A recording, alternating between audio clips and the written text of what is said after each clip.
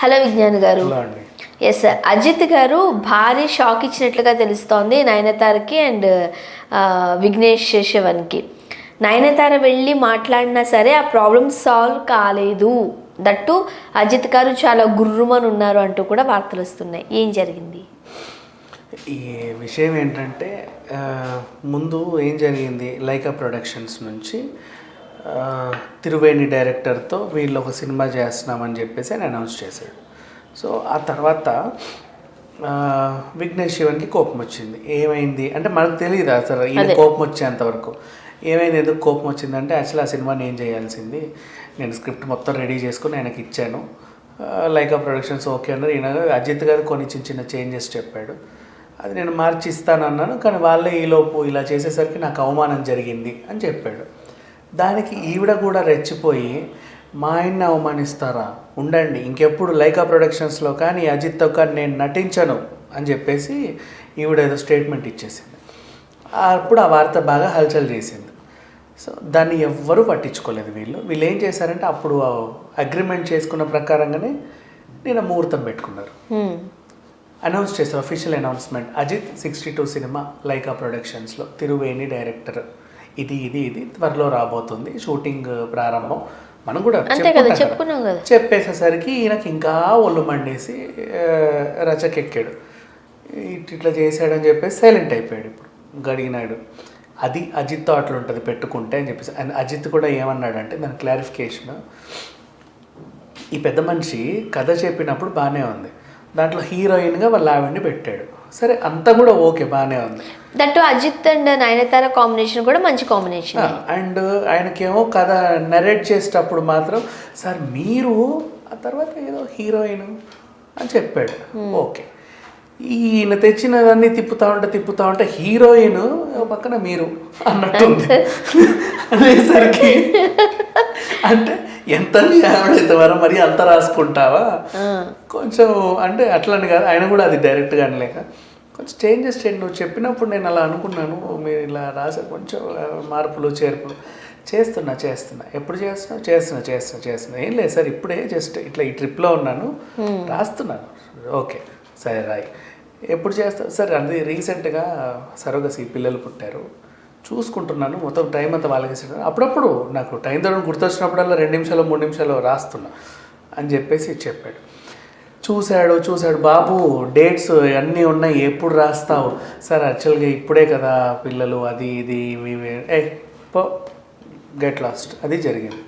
అంటే నీకు personal life చాలామందికి హీరోయిన్లకు కూడా పెళ్ళైన తర్వాత కొంచెం గ్యాప్ తీసుకుంటారు. ఎందుకు అంటే 2 బ్యాలెన్స్ చేయడం కష్టం అని చెప్పేసి. నువ్వు కూడా గ్యాప్ తీసుకుంటే నేను ఎవడు వద్దాను కదా. Of course Vignesh Shivan is a మంచి డైరెక్టర్, మంచి సినిమాలు తీశాడు. మరీ చెత్త డైరెక్టర్ అని నేను అలానే మరీ గొప్ప డైరెక్టర్ అని కూడా అన్నాను, but he's also good director, మంచి సినిమాలు తీశాడు. అప్పుడు నీ గత చరిత్ర పోతే మొన్న కాదల్ కన్మని సినిమా అప్పుడు నీకు సమంత ఉంది, విజయ్ సేతుపతి ఉంది, మీ ఆవిడ ఉంది, అంత పెద్ద క్యాస్టింగ్ని పట్టుకొని డీల్ చేయమంటే నువ్వు ఈమెతో 24 గంటలు ఈమెతో కూర్చొని చెట్టాపట్టలు వేసుకొని టైం దొరికినప్పుడు షూట్ చేసావు. ఆ సినిమా కూడా జనాలు టైం చూద్దాంలే అన్నట్టు పక్కన పెట్టేశారు. ఆ టైం ఇప్పటివరకు రావట్లేదు వాడికి ఆ సినిమా చూడడానికి, అంత చెండాలంగా తీశాడు. నువ్వు దర్శకత్వానికి పనికి రావు, 24 గంటలు ఆమె ఖాళీ దొరికినప్పుడల్లా ఫారిన్ ట్రిప్పులు అటు ఇటు చెట్టాపట్లు వేసుకొని తిరుగుళ్ళు అటు ఇటు ఫోటోలు పెట్టడమే సరిపోయింది వీళ్ళకి. సినిమా మీద కాన్సన్ట్రేషన్ లేదు. కొంచెం గ్యాప్ అన్నా తీసుకో, నువ్వు పూర్తిగా లైఫ్ ఎంజాయ్ చేసిన తర్వాత 4 ఏళ్ళ తర్వాత రా, అప్పుడు మళ్ళీ కొత్త స్క్రిప్ట్ కంబ్యాక్ ఇచ్చినట్టు బాగుంటుంది, ఏం తప్పేం లేదు కదా. అయితే అట్లే లేదండి, అదే ఇదే నేను చేస్తా, దొబ్బెడుతున్నావు కదా అన్నీ కాన్సన్ట్రేషన్ తట్టు పెట్టేసి అని చెప్పేసి ఆ విధంగా సినిమాలు ఫ్లాప్ చేసుకున్నాడు. ఏదో రకంగా అయిపోయింది. అండ్ నెక్స్ట్ చెత్త డైరెక్టర్ అయినా అనే రేంజ్కి తయారయ్యాడు. తర్వాత ఏమైంది, నయనతారతో మొన్న ఒక సినిమా చేశాడు.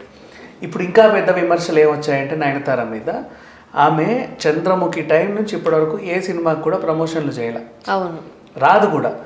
ఆమెను ఏంటంటే నేను రాలేనండి ప్లీజ్ నన్ను అర్థం చేసుకున్నారు చాలామంది కూడా. ఈమె ప్రమోషన్స్కి రాదు అని మైండ్లో ఫిక్స్ చేసుకొనే సినిమాలు ఇచ్చేవాళ్ళు. బాగానే ఉంది, అంతవరకు కూడా ఓకే. రావు నువ్వు ప్రమోషన్, నాకు తెలుసు. అందరూ అలాగే, ఈవెన్ చిరంజీవి గారు కూడా అడ్జస్ట్ అయ్యారు, అవును, వెంకటేష్ గారు కూడా అడ్జస్ట్ అయ్యారు, బాలకృష్ణ గారు కూడా అడ్జస్ట్ అయ్యారు, అవును, నాగార్జున కూడా అడ్జస్ట్ అయ్యాడు, ప్రభాస్ కూడా అందరూ అడ్జస్ట్ అయ్యారు. అవును. ఓకేనా, ఎవ్రీబడి అడ్జస్టెడ్ ఫర్ హర్.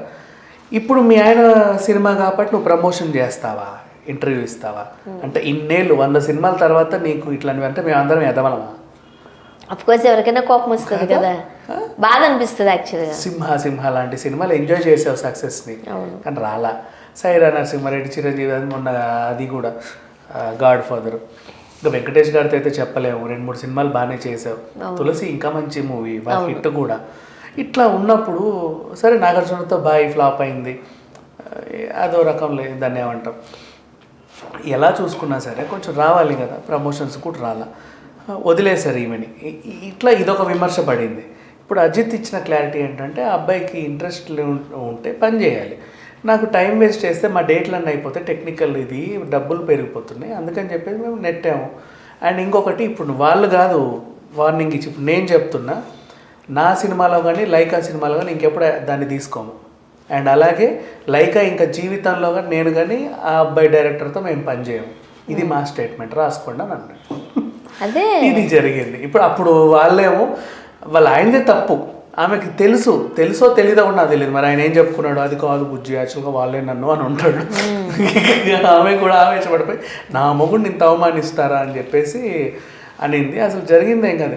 ఈ అబ్బాయి డ్యూయల్, మరి ఆమెతో ఎలా మాట్లాడుకున్నాడో మనకు తెలియదు, కానీ ప్యాంపరింగ్ ఇక్కడైతే చేసింది తప్పే. యాక్చువల్గా ఇప్పుడు అజిత్ గారు అంటే మనకు తెలుసు, సెటిల్డ్ బిగ్ స్టార్ అయిన. నయనతార గారికి కూడా మంచి పేరు ఉంది. బట్ విఘ్నేష్ శివన్ పరిస్థితి అది కాదు, ఇంకా అప్కమింగ్ అనే చెప్పుకోవాలి, ఎందుకంటే ఫ్లాప్స్ ఉన్నాయి కాబట్టి. నిలదొక్కుకోవాల్సిన టైంలో దట్టు అజిత్ గారు లాంటి పెద్ద స్టార్ హీరోతో చేసేటప్పుడు చెప్తూ ఉంటారు కదా, ఒళ్ళు దగ్గర పెట్టుకుని చేయాలి అని. సో అలా కాకుండా ఇలా ఉంటే కెరీర్ ఎట్లా ఉంటుంది వాళ్ళకి? అదే కదా, ఇంకేముందిలే, ఆల్రెడీ 100 సినిమాలు చేస్తే నేను స్టార్ అనుకుంటుంది. ఈ ఆల్రెడీ అఫ్ కోర్స్ ఆమె ఇప్పుడు భరించాల్సిన పరిస్థితిలోనే ఉంది. ఎదురు డబ్బు ఇచ్చైనా సరే, ప్యాంపర్ చేసైనా సరే, ఆమెతో సినిమాలు తీసే పరిస్థితిలోనే ఇప్పుడు ఆమె ఉందిలే. కానీ ఒక 5 ఏళ్ళు దూరం పెడితే తెలిసి వస్తుంది, ఇంకా తర్వాత ఇంకేముంటుంది, ఇంకేముంటుంది, కెరీర్ తెలిసి వస్తుంది నిజంగా. ఇప్పటికే ఆమె సీనియర్ హీరోస్ కి ఆల్టర్నేటివ్ హీరోయిన్ గా ఉన్నారు. ఆమె ఇంకొక 5 ఏళ్ళ తర్వాత ఇంకా తల్లి పాత్రలు వేయాలి జనరల్ గా. బట్ నిజంగా అట్లా చేస్తే బుద్ధి వస్తుంది. శేఖర్ కమ్ములను ఎంత ఇబ్బంది పెట్టింది తెలుసా? కహానీ సినిమాని తెలుగులో శేఖర్ కమ్ములో చేస్తే మూవీ యాక్చువల్గా అక్కడ విద్యాబాలను కడుపేసుకొని తిరిగింది. ఈమె నేను చేయననింది, కడుపేసుకొని నేను ఇలాగే చేస్తా, మీరు అలాగే తీసుకోండి అనేది. పాపం ఆయన కూడా చాలా ఇబ్బంది పడి అలాగే తీసాడు. అలాంటప్పుడు ఎందుకు నయనతారనే చూస్ చేసుకోవడం, ఇంకెవరు లేరా మనకి ఇండస్ట్రీలో? ముందు ఆమె డేట్లు బ్లాక్ చేసి అడ్వాన్స్ ఇచ్చారు. ఆమె అప్పుడు చెప్పలేదా కథ? చెప్పాడు కహానీదే అని చెప్పేసి. తర్వాత ఏమో నేను అట్లా చేయలేననింది.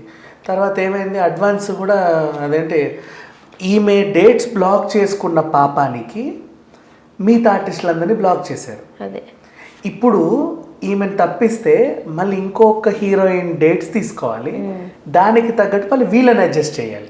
సో అప్పుడు బడ్జెట్ ఇంకా పెరిగే ఛాన్స్ ఉంది, ఆల్రెడీ ప్రొడక్షన్ స్టార్ట్ అయింది కాబట్టి.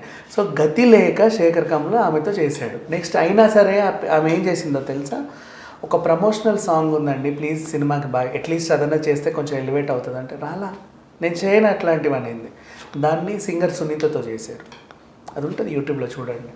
సింగర్ సునీతతో చేశారు. అంత అవసరమే ఉంది, అంత ఇబ్బంది పెట్టింది. నాకు నిజంగా మొదటి నుంచి ఈ అమ్మాయి ఎప్పుడూ నచ్చదు. నాకు నయనతార అంటే సినిమాలు కూడా చూడవద్దు కదా సీరియస్లీ. బట్ మార్చుకోవాలి, ఇట్లాంటివి ఉండకూడదు.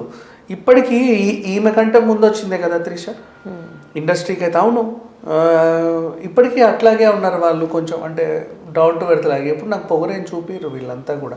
శ్రియ ఎంత చక్కగా ఉంటుంది, ఎప్పుడు వచ్చినా అలాగే నవ్వుతా అలా మాట్లాడు. స్నేహ గారు, వీళ్ళందరూ ఉన్నారు ఆమె తోటి కొంచెం అటు ఇటుగా వచ్చిన వాళ్ళే కదా, కానీ ఆమె ఏంటో అట్లా తయారైంది. Thank you so much.